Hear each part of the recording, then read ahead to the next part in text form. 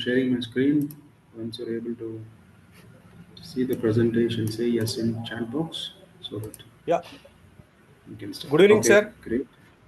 Hi, good evening. Yeah, good evening, sir. Before start, I want to discuss some point regarding the we have Mm-hmm. completed one subject that is 101.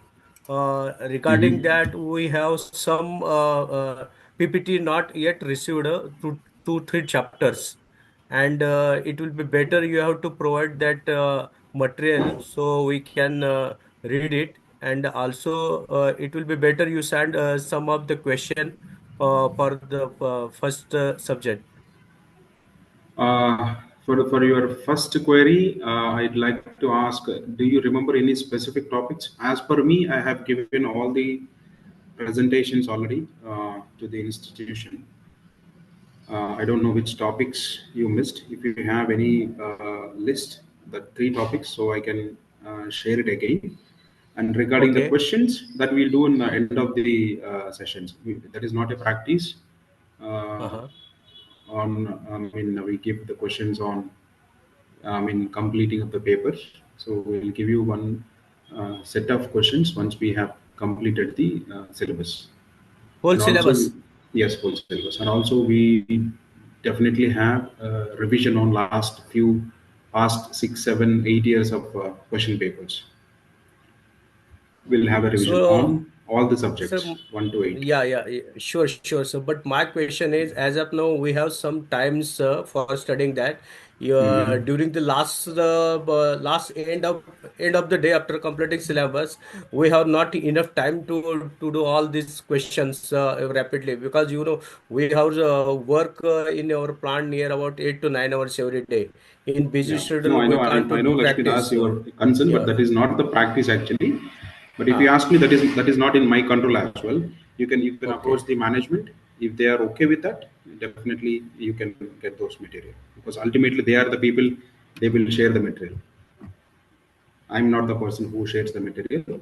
You can check with the management. But usually that is not the practice.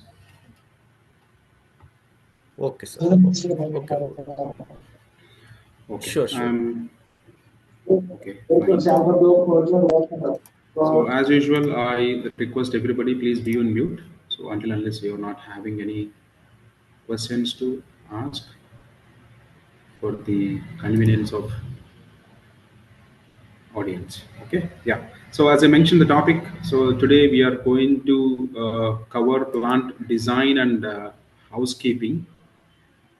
So previously we have covered so many topics like ventilation, noise, vibration, then mechanical handling, and manual material handling, and also ergonomics. We also discussed different guards and also ergonomics with respect to designing of the guards, etc. in 102. So today we are going to cover plant design and housekeeping. So basically, if you see the basic or general principles of planning and design of any facility, it is not about, don't think that this is for any manufacturing facility. Even you can use this general principles for our house construction or any apartment if you're investing somewhere, because these are all general principles, not directly or not direct the point will we can directly use, but somewhere we can correlate with our house construction as well. So when we see the general principles, so basically for any facility, we should have good transportation. So that is the key factor if you have to run a business.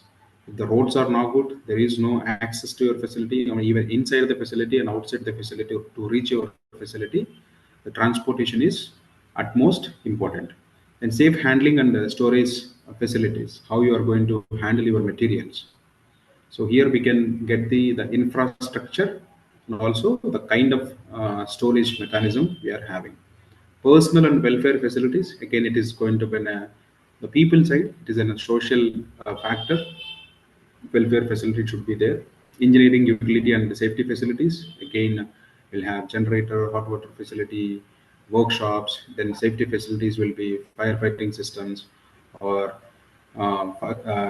emergency exits, then emergency control center, then the material which we required for emergency handling like foam, the amount of water, etc., etc. Then walkways, stairs, and platform and ramps. So these are the various working platforms or walkways where are very much necessary for reaching the workplaces and also performing certain activities. Then lighting and ventilation. This also we have seen in our last class. Illumination and ventilation. In the illumination topic, so we talk about the lighting. In the ventilation topic, we talk about how we are creating a comfortable and also a pollution-free work environment for the people. Then elevators and lifting machines. Again, in case of based on your operations. Sorry, any question?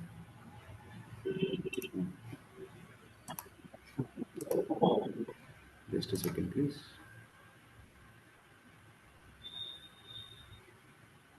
Okay. Then elevators and lifting machines, it is up to the operations. So if the elevators or lifting machines are required, then we have to consider that.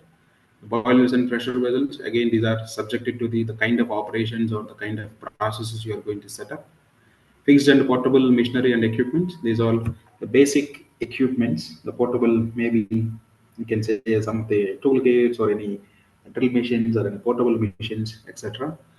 Then electrical installation, this is the common basic need to run any factory. Then fire protection, here we'll have detection systems and also suppression systems. So detection systems will be thermal sensors we have. It is in suppression systems, we have sprinklers, fire hydrant, etc., etc. Then other provisions like health and safety and effluent disposal, water, first aid, emergency power, equipments, and also emergency planning. So it is also a vital role where we should consider that. So how much amount of water we may require. So it is again been approximations. Then first aid facilities in case of any incident happen, in case of any injuries happen. So we should able to provide the basic first aid so that we have to preserve the life of the person. Then emergency power, these are the UPS power systems, because in case of any fire accident happens, so definitely we'll cut off the power for the firefighting. Then emergency equipments. So there are multiple ways. We'll have pumps and the DC pumps, jacky pumps, and the main pumps to run in electric power, and the diesel generator will be in the absence of power. We use this DC set to pressurize our fire hydrant line, and also emergency planning. So in case when I say emergency planning, so it will have multiple subsections. So again, here we have different types of potential emergency situations we assume. Okay, in case of a fire happens, so what is going to be our action? In case of major spillage happens, what is going to be our action? In case of any explosion happens, what is going to be our action? In case of any gas leakage, what is going to be our action? So here we have, I think most of the people are working, they'll be well aware about. In emergency planning, we do mock drills and also fire drills. So these mock drills, as per the legal requirement, we'll do once in 6 months. And when I say fire drills, we do once in 2 months. So when we say mock drills, again, there we have to talk about multiple topics. So there will be a hierarchy of control. So we have site controller or incident controller, then firefighting team coordinators and first aid team coordinators, then logistics, then HR personnel, then evacuation team will be there. Security personnel also will be a key personnel, and employees. So for each designation, when I say, just a second.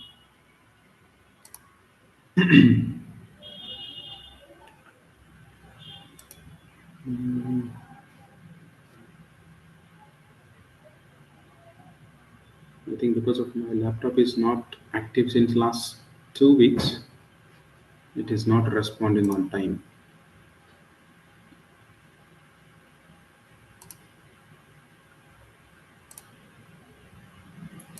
Okay. So who are already experienced people, they would have seen how the emergency planning, in the sense the hierarchy, how it has happens. Sorry. So basically, we have a site controller. So he will be the plant head level most of the time, and then we have incident controller who will be the next person to him. Then we have first aid team coordinators. So I'm telling. Then we have firefighting team coordinators. Then we'll have evacuation team.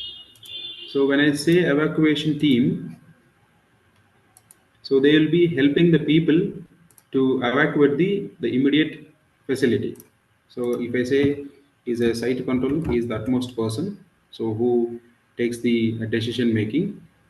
Okay, okay, sorry. I can't put the table at this moment. It is not giving proper response. Okay. So basically, the site control will be the highest designatory in the emergency plan, where he will guide the incident controller on upon acting the emergency situation. The incident control will be, he will be in the field, so he'll be monitoring and he will be coordinating with the first aid, firefighting and evacuation team, and also logistics team to support, to suppress the, or to take the control on emergency situation. And first aid team coordinators will coordinate with the first aid team and with the medicines, and also uh, sending them to the further medication. Then firefighting team, in case of any fire accident happens, they'll be trying to extinguish the fire. Then evacuation team, they will search for the team, and the evacuation team will coordinate with the security on head count. Then HR people, as usual, they'll be taking the support of the adjacent units, nearby units, if they have any fire tenders or any already pre-existing agreements. So most of the organizations, if they can't afford a fire tender, so altogether the sedge, I mean to say that the industrial park, they'll have a common fire tenders. So they used to coordinate, and also they'll be dealing with the people, government people, and other officials, and they used to inform the fire team or any labor department and the police kind of activity. So once the situation come under control till the point of time, all the people will be stay in the assembly point or safe assembly point or assembly point. Then the security personnel will take the head count. Once the head count is matches, it is very good. Once the emergency comes back to the normal, then the site controller will give all clear signal. Yes, now this plant is safe. You can go and work in your respective locations. Till the point of time, the people should be there in the assembly point. So sometimes, if the assembly point itself it is in trouble because the incident happened in the near to the assembly point. Usually, the assembly point they will design in such a way that it should be away from the operations, so that's why we used to call safe assembly point. That is the safest point in the plant. In case of any emergency happens, the people can go and stay there. Okay. Then all the clear signal given by the site control, then they'll go back to the work. Then after that, we'll report this incident based on the type of the incident. We use the respective form, either 18 or 18A, depends on if it is an injury happens, we give 18. If it is not an injury, it is only the dangerous occurrence, then we will submit 18A to the inspector of factories. That is how the emergency plan works. Then, as usual, again, incident investigations, etc., etc. This is going to be a common practice or the occurrence activities after the incident. And when we say general principles of any workplace, again, plan the ideal and then the practical, plan the whole, then the detail, then plan the work process and equipment around the system and requirements, plan the workplace layout around the process and equipment, and plan the final enclosure around the workplace and layout, and use trails to evaluate the alternatives and to check the final design. It is simple that if by seeing all these points, you would have recall our ergonomics topic. So where while we are talking about ergonomics, the ergonomics application, it is completely around the design of tools, design of controls, design of the guards, and design of the workplace, and the design of machinery, etc., etc. It is talking about the same. When we say workplace design, we should design for the whole, and then we have to design for the detail. In the sense, first of all, we have to design in a high level, then we do a detailed design. For example, if I say a shop floor where I have 10 missions, so I'll plan for 10 missions. Then out of 10 missions, I'll plan again a detailed workplace design for each mission, because each mission is not same. 10 missions are different missions from each other. So mission specific or activity specific workplace design I have to plan. Then around the equipment, so what kind of things I'll get. So some of the equipments, they'll have the stabilizers, or some of the equipments they have extra fittings, etc., etc. We should able to take care of that. Then layout and the process equipment, so how it's been set up on the floor, how the machine layout which is coming finally. Then enclosures. So in case of you have done any foundation from the floor level, so how you are going to enclose, even if it is any movable parts, if it is the machine is having a risk, if the unknown people went near to that, there are, for example, robotic machines are working. So how you are going to prevent unauthorized persons entry when the machines are in working condition. Then trails. So whatever the layout we have designed, whatever the enclosures we have designed, we have to have a trial run. Even the new equipments are commissioned, they will do all the trial runs. When I say if they have installed any specific mission, the mission is working accurately as per the desired requirement. Then they will give a final signal that yes, we can go ahead. Then when we say plant layout, so the bundle plant layout will be size, shape and location, construction, building layout. Other facilities should permit the efficient utilization of machines, and also process and material, need and possibility of one story or multi-story structure should be decided. Again, it is depends on the type of manufacturing process we are going to set up, the size of the plant, and also the shape, and where we are going to do what type of construction we'll go for, whether we'll go for complete concrete building, or we go for any fabricated structure. Again, the building layout, so where admin building should come, where utility building should come, and where office building should come, and where the process building should come. Then other facilities like canteen or restrooms, and security, first aid facilities, and emergency control center, etc. And also these facilities should allow the effective utilization of machines. Effective utilization of machines in the sense, when I say machines, it should be in a linear process. So if I start from the left side, by the going right side, I should get the finished goods. So there we'll have effective utilization. Otherwise, I do certain operations in the one end of my machine, and second operation I do in the other corner of the machine shop. Again, I have to bring it back to the first machine to do some operations. Then the utilization will come down. Even the productivity also will go down. So we always design our layout in such a way that it should not come back again. So it should be always a forward direction. The layout should be properly planned to allow a smooth flow and efficient use of men and material. This is what I'm trying to give an example. Methods and process and time cycle, and also should allow good and safe working conditions to prevent any accident or risk. So as I mentioned, when you're having I'll just take a quick pause here.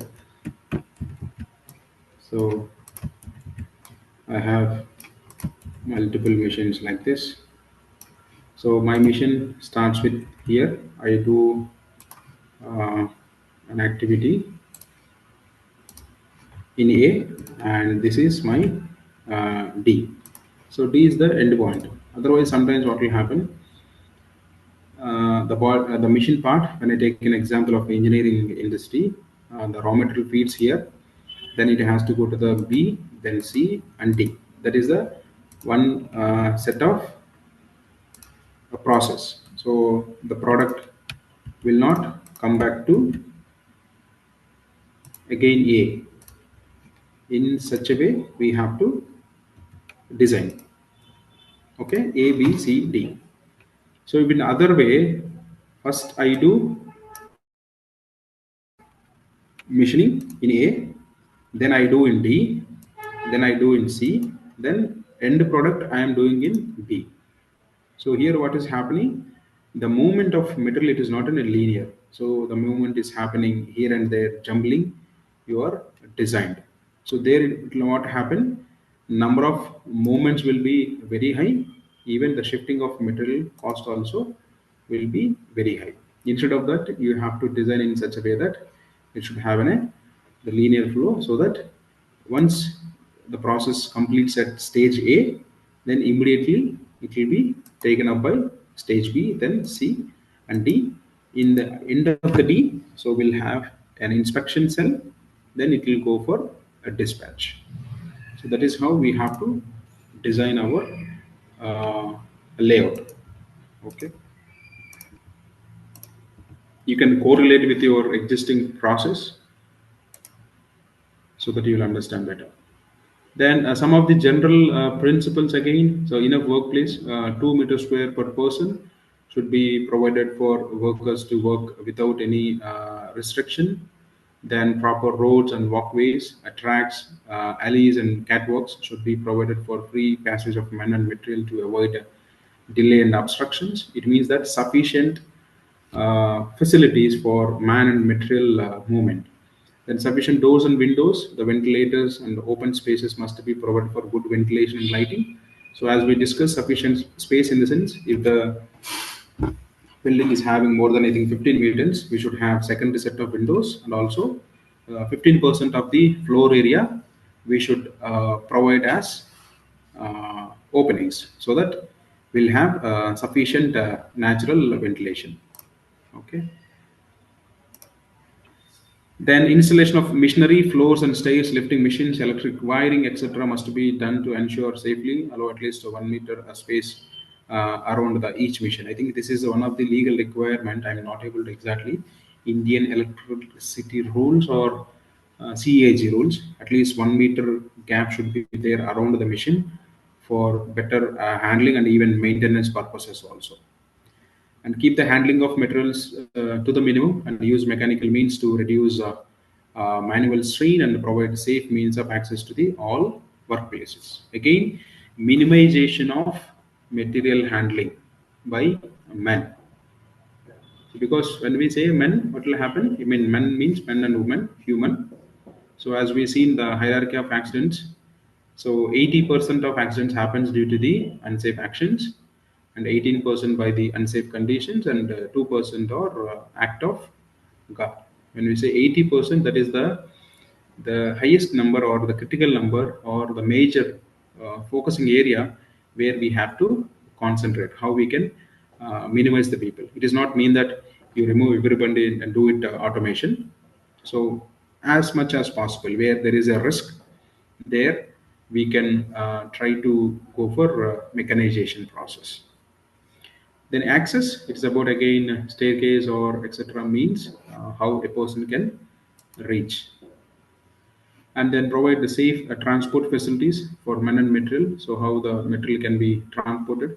So when we say metal, different kinds of metals, again chemicals or different bags or any bottles or any containers or any liquid form or solid form or powder form.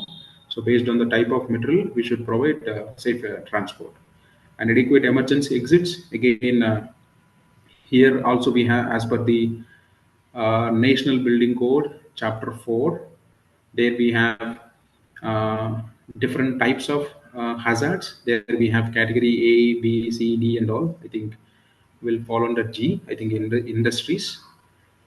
So where we have again low and medium and high fire risk hazards. Based on that, we have the distance. If you are in a high risk uh, fire hazard, it is 25 meters from the workplace. If it is moderate, I think 45 meters from the workplace, the distance from the fire exits, so that people can immediately escape. You can check the numbers. I'm not able to tell, but 25, 45 it is clear for the moderate and high fire hazard category industries. Then sometimes these emergency exits are very funny, so they use these emergency exits for day-to-day purposes also. It is not supposed to be, and sometimes these exits are used for storing of unnecessary materials or the production. I mean the produced parts also, to keep it as a storage, because for the production people immediately they could see, okay, I have a very good, beautifully designed space to store my material. So we should not at all allow to keep even a broomstick on that emergency